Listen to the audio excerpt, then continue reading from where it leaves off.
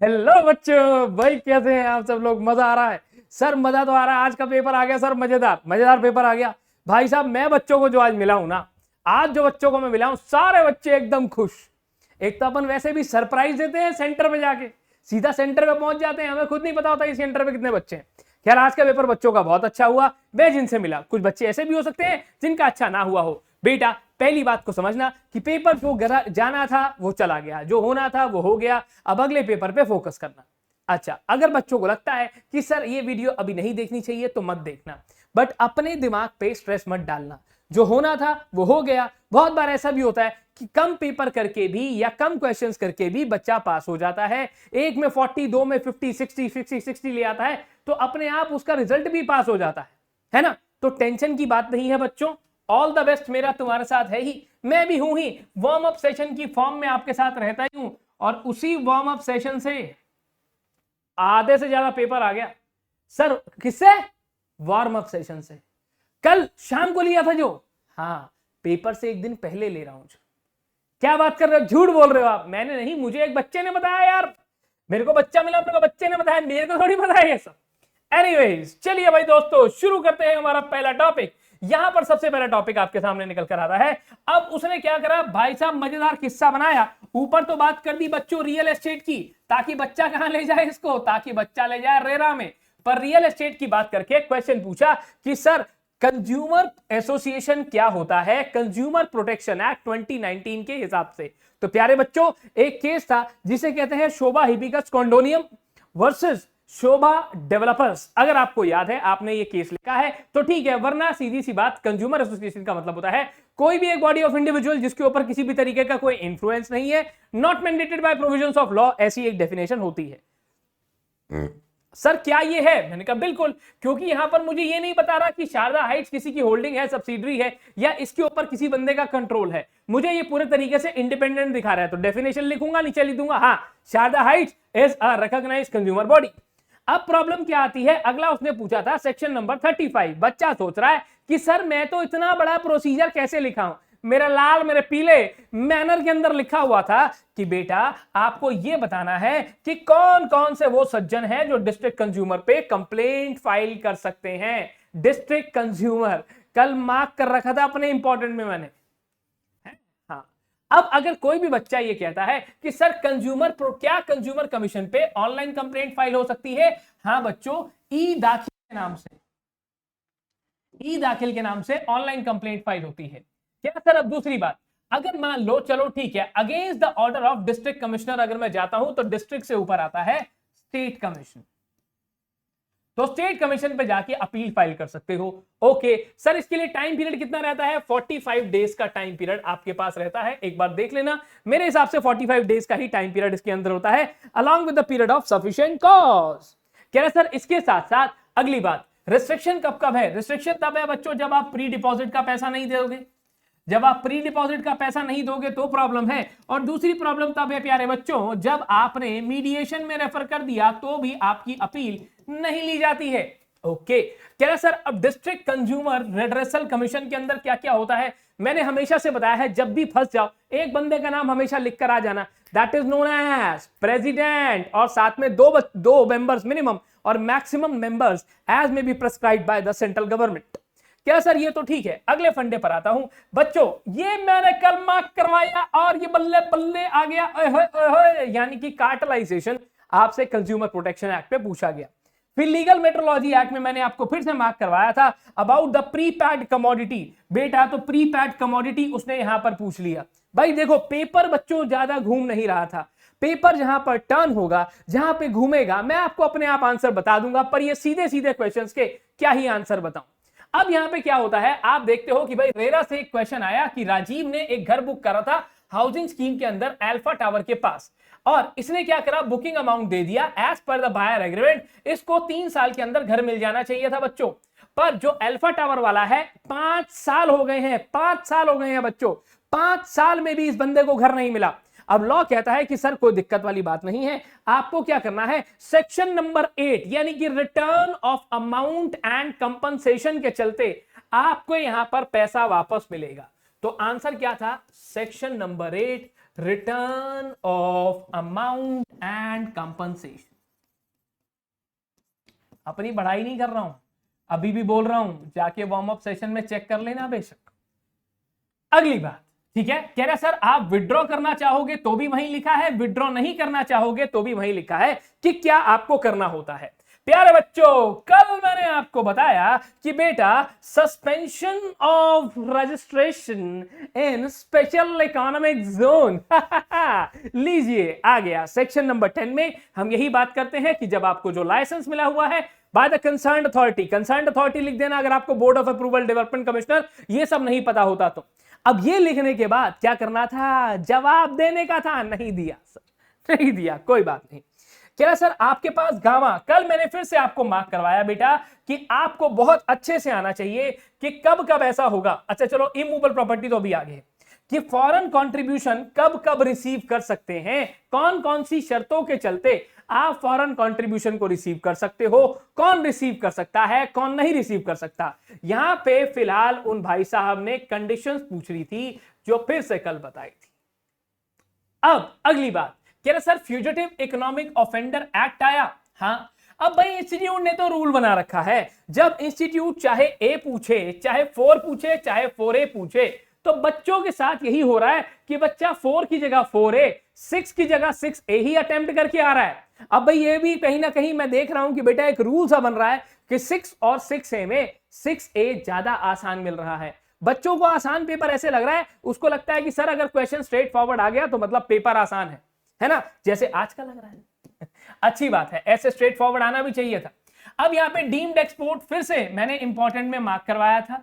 Regulated entities, ये तो नहीं लग रहा मुझे मार्क करवाया था, मैंने झूठ क्यों बोलूं।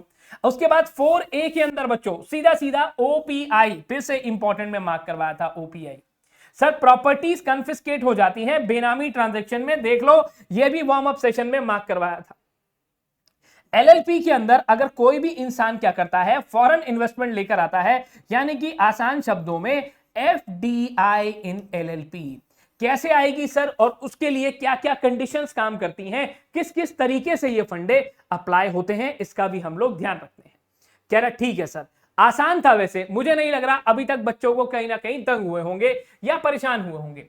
अब यहां पे बच्चा कहता है सर पार्ट बी कहीं ना कहीं मुश्किल निकला, मुझे पार्ट बी मुश्किल नहीं लगा sir, part B was more technical. बेटा कैसे टेक्निकल हो गया बच्चे, मुझे समझाना थोड़ा सा। एक ही केस स्टडी है पार्ट बी के अंदर, आपने क्वेश्चन नंबर 5 पे पहुंचे, एक केस स्टडी जिसका नाम था tea board India, tea board India versus ITC। अगर किसी बच्चे ने मेरे साथ मेरी क्लास में ये वाली केस स्टडी पढ़ी है तो आपको ये पूरा क्वेश्चन अपने आप आ गया। उसने कुछ भी अलग नहीं पूछा, कुछ भी अलग नहीं पूछा, सारी बातें यहीं पर रख कर गया था। है हाँ कि भाई टी बोर्ड इंडिया कह रहा है कि पासिंग ऑफ हुई है, नहीं हुई है, ठीक है, क्या रजिस्ट्रेशन मिलेगा, नहीं मिलेगा। अगला फंडा अब एक और निकल कर आता है, यहां पर इन्होंने कहा कि सर एक बात बताओ, हमारे पास केस निकल कर आता है Vishwanath Prasad Radheshyam versus Hindustan Metal Industries, जिसके चलते ये आपको पूरे क्वेश्चन को घुमा फिरा के इधर उधर से लाके सीधा सा पूछता है कि भाई क्राइटेरिया क्या है, क्या क्राइटेरिया है कि मैं एक इन्वेंशन को अपने यहां पर, मतलब किसी भी इन्वेंशन को हम अपने यहां पर पेटेंट करवाएंगे। कब करवाते हैं बेटा इन्वेंशन का पेटेंट, सर तब करवाते हैं जब आपके पास पूरे तरीके से वो नोवल हो, इन्वेंटिव स्टेप हो और उसकी इंडस्ट्रियल एप्लीकेशन हो। शाबाश, हो गया। सर क्या मैथमेटिकल और बिजनेस मेथड, कंप्यूटर प्रोग्राम तो सर कॉपीराइट में आते हैं ना, हाँ ठीक है, पर कंप्यूटर प्रोग्राम तो वहां आते हैं, पर करना क्या था, जब वो पेटेंट के एंगल से पूछ रहा है तो मुझे वही पेटेंट का क्राइटेरिया डिफाइन करके नीचे आके मना कर देना था, नीचे आकर मना कर देना था कि हाँ भैया ये काम तो नहीं हो सकता। व्हाट कैन बी पेटेंटेड, किसको पेटेंट किया जा सकता है। अगर आप मॉड्यूल से पढ़ते हैं, जैसे क्लास में बाकी बच्चे पढ़ते हैं, तो बॉक्सेस में ये काम लिखा होता है। सर बॉक्सेस में साफ साफ लिखा हुआ था कि क्या क्या पेटेंट आप करवा सकते हो, यानी कि इन्वेंशन, फिर से सेम बात अप्लाई हो रही है कि जहां पर इन्वेंशन हो, नया काम हो, इन्वेंटिव स्टेप हो और साथ ही इंडस्ट्रियल एप्लीकेशन हो, except the applicabilities of section number 3 and section number 4। इतना लिख दिया तो भी बल्ले बल्ले यहां हो गई थी। पेटेंट के कोई भी दो एडवांटेजेस, यानी कि एक्सक्लूसिव राइट टू प्रोडक्शन, कोई और कॉपी नहीं कर सकता आपके अलावा, ठीक है, कोई और आपके अलावा मैन्युफैक्चर नहीं कर सकता, कोई और आपके अलावा कॉपी नहीं बना सकता। 5-6 पॉइंट्स वहां पर थे, आसानी से लिखे जा सकते हैं। रामचंद्र भाई साहब ने एक दवाई बनाई, पर इससे पहले कि वो पेटेंट के लिए अप्लाई करते उनकी डेथ हो गई, ही पास्ड अवे। क्या लीगल रिप्रेजेंटेटिव अप्लाई कर सकता है? बिल्कुल कर सकता है बच्चों। अगर आपको याद होगा तो यहां पर सेक्शन नंबर 6 के अंदर आपने पढ़ा है कि आपके यहां पर पेटेंट एप्लीकेशन कौन कौन फाइल कर सकता है।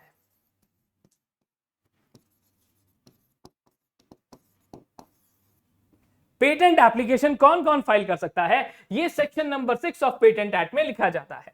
कह रहा सर ओके कोई बात नहीं, अगले फंडे पर आते हैं। कह रहा सर आपके पास क्या आप अप्लाई कर सकते हो आउटसाइड इंडिया? क्या इंडिया के बाहर कोई बंदा भाई इंडिया के पेटेंट्स को लेकर, ठीक है, आपके पास पेटेंट है, आप कह रहे हो क्या मैं इंडिया के बाहर अप्लाई कर दूं? ना। सर डिफेंस वाला है? ना। क्यों सर मना क्यों कर रहे हो? क्योंकि बच्चों आपने पढ़ा होगा यहां पर सेक्शन नंबर 39 कि इंडियन रेजिडेंट जो भी है वो इंडिया के बाहर कभी अप्लाई नहीं कर सकता।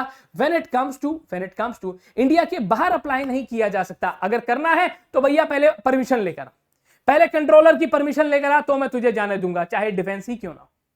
अगली बात पे आते हैं। क्या सर ये आया केस रामायण वाला?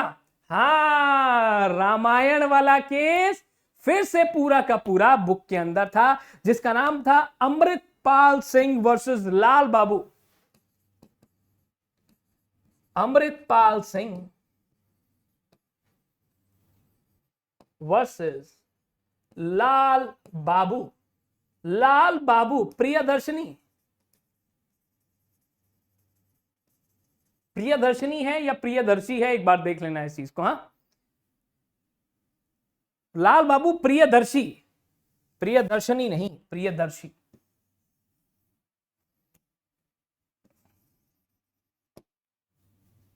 चलो और आगे चलते हैं बच्चों। अब ए हो गया, बी हो गया। अगला फंडा फिर से मैंने आपको कल मार्क करवाया था, इनफ्रिंजमेंट ऑफ कॉपीराइट। और बेटा आ गया इनफ्रिंजमेंट और आ गई उसकी पेनल्टी। इसके साथ ही साथ अगर कोई ट्रेडमार्क के लिए अप्लाई करता है तो absolute grounds of refusal, relative grounds of refusal नहीं, एब्सोल्यूट ग्राउंड ऑफ रिफ्यूजल। फिर से बोल रहा हूं, चेक कर लेना कल का वार्म अप सेशन, पता चल जाएगा तुम्हारे। अगली बात, अब क्या हो रहा है ना, बच्चों को पसंद 6 नहीं आता कभी भी, बच्चों को पसंद आता है 6A। चाहे कोई भी पेपर तुम दे रहे हो पीछे से, मैं यही देख रहा हूं कि बच्चा 6 की जगह 6A पे शिफ्ट हो रहा है ना। 6A सर सीधा क्वेश्चन आता है, हमें मजा आता है, इसलिए तो आज के पेपर में मजा आया क्योंकि सीधा सीधा पूछ लिया उसने। ओके, क्या सर आपके यहां duration of design, okay, design की ड्यूरेशन कितनी रहती है? ठीक है भाई साहब। और दूसरी बात, फिर वो आके कहता है कि आपके यहां ट्रेडमार्क अंडर आईपीआर, यहां क्या करना था, बेसिक टर्म्स ऑफ ट्रेडमार्क को लिखना था। अगर आप ट्रेडमार्क वाली बातें ना लिखकर बेसिक बेसिक बातें भी लिखाए हो, किसी ने अगर आईपीआर में नहीं भी पढ़ा था, छोड़ दिया था, जैसे मैंने रिवीजन में कहा, तो भी कोई दिक्कत नहीं है, बच्चों को सबको आइडिया है ट्रेडमार्क क्या है। कह रहा सर कौन कौन सी ऐसी चीजें हैं जियोग्राफिकल इंडिकेशन के अंदर जिनको हम रजिस्टर नहीं कर देते, मना कर देते हैं? ये बेटा जो ऑब्सोनीड हैं, जो कहीं ना कहीं स्कैंडलस हैं, जिनसे कहीं ना कहीं कंफ्यूजन होने का डर है, ऐसी बहुत सारी 5-6 पॉइंट से जिनको हम मना कर देते हैं कि भाई हम आपको रजिस्टर बिल्कुल भी नहीं करेंगे। और ये टॉपिक तो मैं कब से कह रहा हूं कि powers of civil code, powers of civil code, powers of civil code, हर क्लास में बोलता हूं कि बेटा एक बार तो कभी एक बार कोड ऑफ सिविल प्रोसीजर की पावर्स को याद कर लो, सिविल कोड की, कहीं ना कहीं तो ये फंस ही जाएगा। लो फंस गया, लो फंस गया। Paper was overall good. जिन बच्चों ने तैयारी करी है ना, अच्छी तैयारी करी है, आपको अच्छी तैयारी के अकॉर्डिंग फल देखने को मिला है। ठीक है, अगर किसी भी तरीके से तैयारी कम रही है तो टेंशन मत लो। मैं तो बार बार एक ही चीज बोलता हूं, क्या कि आपकी क्लासेस ज्वाइन करें। मैं भाई ऐसा कुछ नहीं बोलता, ऐसा कुछ नहीं बोलता। मैं सिंपल सा फंडा बताता हूं, जो भी बच्चा पूरे तरीके से आईसीएसआई मॉड्यूल कवर करके जाता है, साथ में 2 साल 3 साल के क्वेश्चन पेपर करके जाता है, तो उसके लिए डोर्स अपने आप ओपन हो जाते हैं। मॉड्यूल खराब नहीं है बेटा, मॉड्यूल से बेस्ट कुछ नहीं है, मॉड्यूल से बेस्ट कुछ नहीं होता है। ओके ओके, मॉड्यूल कवर करोगे तो अब आपका टैक्स का पेपर आ रहा हो, उसमें फर्क देख लेना। ठीक है, दैट्स इट। और डरो मत यार, डरो मत। जो हुआ है, जिनका अच्छा हुआ है वो बहुत ज्यादा नाचो मत, और जिनका बुरा हुआ है, जिनका बुरा हुआ है भाई, जिनका पेपर ओके ओके हो गया, सो हो गया, तो कोई बात नहीं बेटा, अगले वाले में अच्छा परफॉर्म करके बराबर कर लेंगे। इसमें 40 चाहिए ना, आ जाएंगे 40 यार, किस्मत साथ दे जाती है बहुत बार। चलिए that's it from my side. अगले पेपर की तैयारी करो, स्टे ट्यून्ड एट सीएस वाला। फिर से आऊंगा, अच्छा हुआ है तो बल्ले बल्ले, नहीं अच्छा हुआ तो दोबारा से गाइडेंस भी बताऊंगा, ये भी बताऊंगा क्या करना है क्या नहीं करना। तो जल्दी से मिलते हैं दोबारा से, स्टे ट्यून्ड एट सीएस वाला। तुम्हारा चाहे टैक्सेशन का पेपर हो, चाहे कोई भी पेपर हो, रिव्यू वगैरह सब कुछ यही मिलता है। सो बने रहना। तब तक के लिए bye bye, take care of yourself and thanks for your time.